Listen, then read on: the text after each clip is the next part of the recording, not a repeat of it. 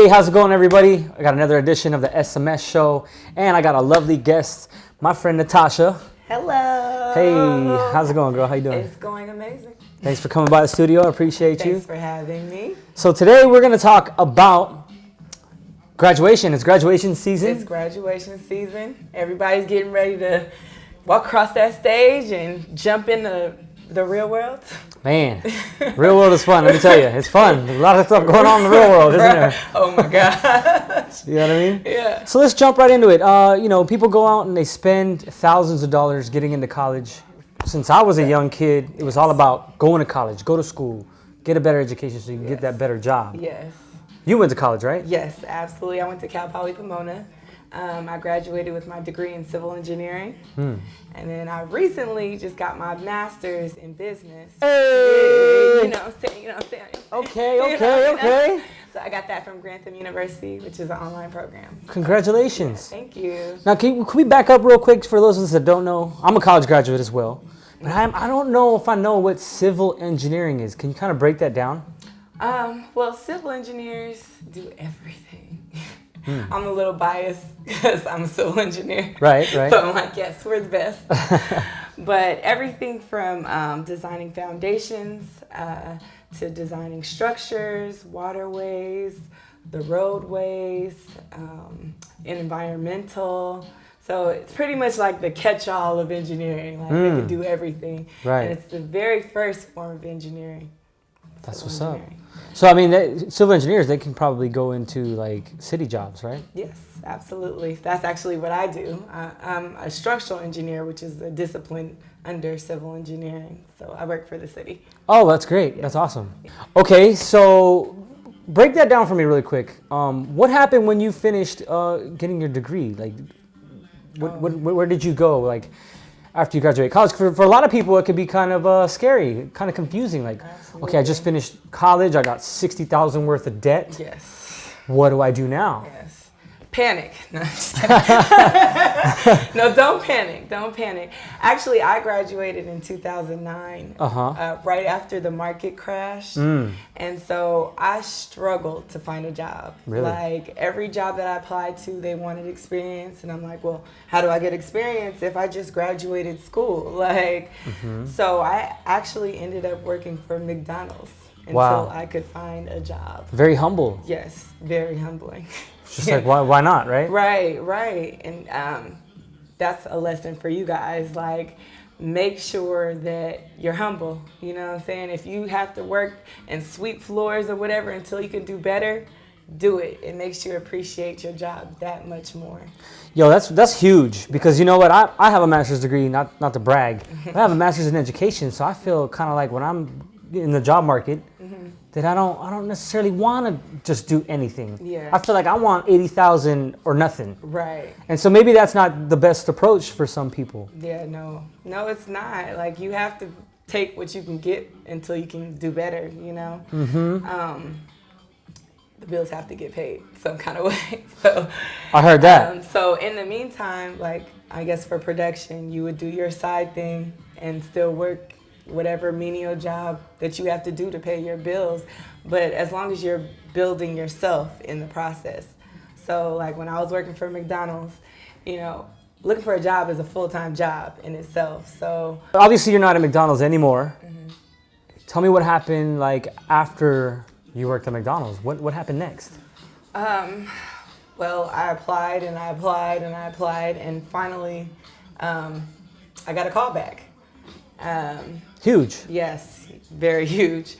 Well, first, let me back up before that, because I got a job working in El Paso, Texas. So that was the first call that I got. That's a big move, because you're originally from the Bay Area, right? Yes, originally from the Bay Area. So moving to Texas was crazy. Cultural shock, everything, climate shock, everything shock. Like, that was a big move. Can I do another little lesson for this? Yeah, one? please. We need all the lessons we can get. Well, don't be afraid to move and get out of your comfort zone, because sometimes you have to make a leap. of faith, and in order to do with what you want to do. So it was kind of like stay here and work at McDonald's, or move to El Paso and do what I went to school for. So I moved out to El Paso. It was very interesting. I did get a chance to get some engineering experience, which was good.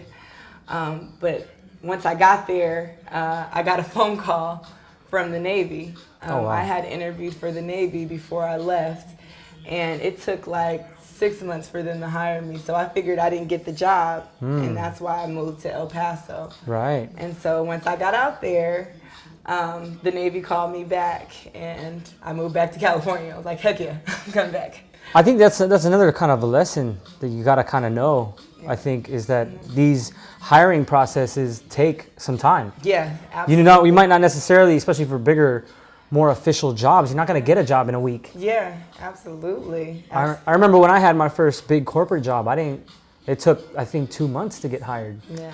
So I think that's another lesson, is to have patience and to get a side hustle going, or get some type of other job going, like Uber or McDonald's or whatever it may be, just so you're keeping busy. Right, until that big call comes in, for sure. And especially with government jobs, because they take a long time to hire, sometimes even up to a year.